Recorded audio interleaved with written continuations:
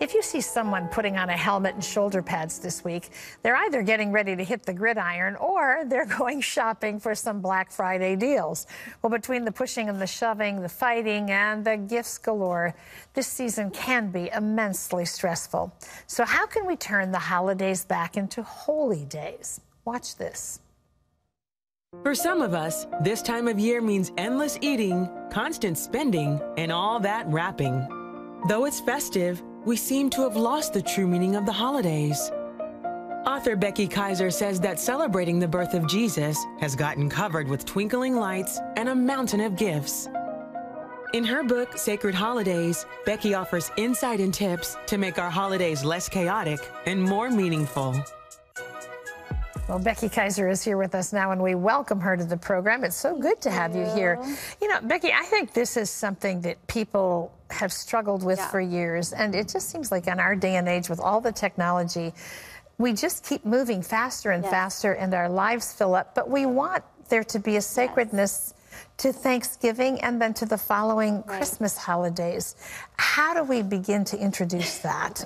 Well, the whole point of the book, and really for us as Christians, is that we say, I'm going to focus less on the chaos and more on Jesus and the things of Jesus. And so it's simply just choosing a better and a different way. Yeah.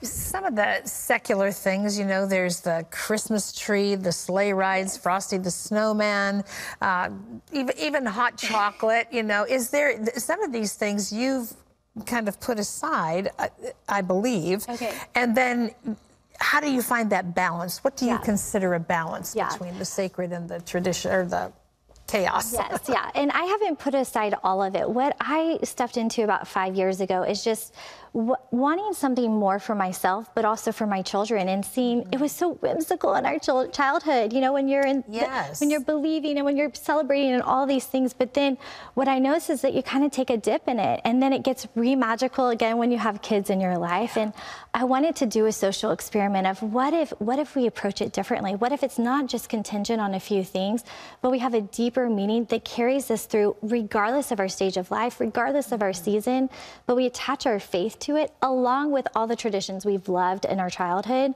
and bring those two together instead of not knowing how to do either or, but we bring them together in a healthy way.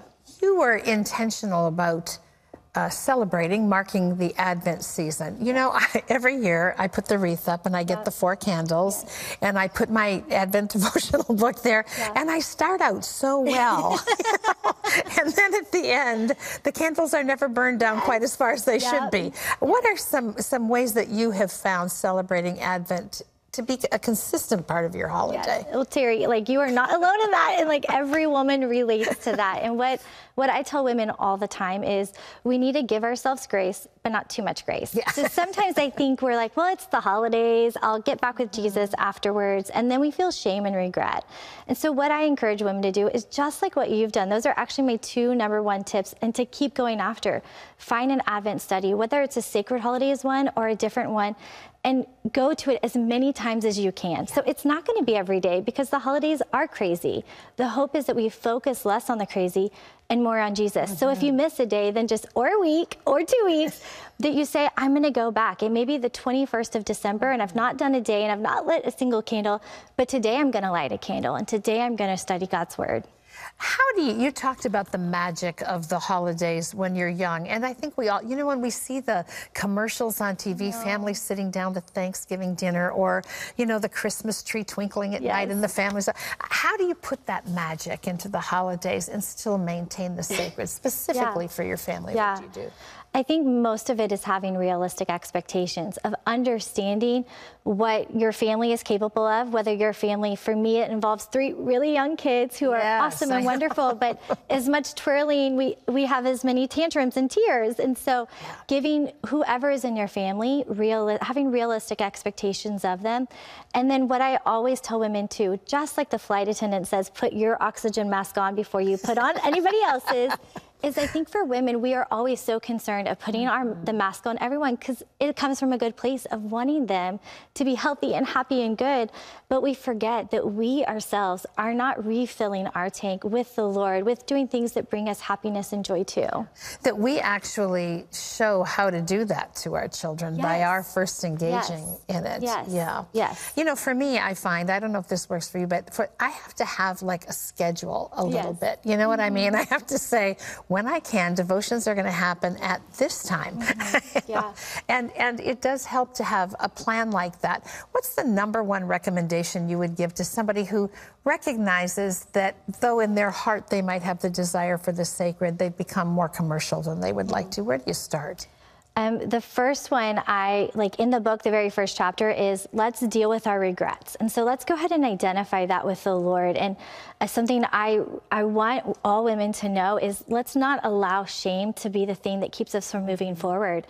You know, a lot of times as women, we just like Eve in the garden, we allow him to whisper in our ears. And so allow your Father to give you grace so that you can move forward and that there's a better way. Women that I talk to will say, who are 50 or 60 or 70 or 80, say, I wish I would have done this when I was your age. But what I tell them and what I tell women my age is, but you can today. Like next year can be better than this year and 10 years from now the same. So start now. Give yourself grace and don't listen to shaming voices. And sometimes grandmothers have an opportunity to influence the family almost more than mom does because she's tied up with all the other stuff. Boy, I just loved your book. I love the message because I think it's something we all strive for.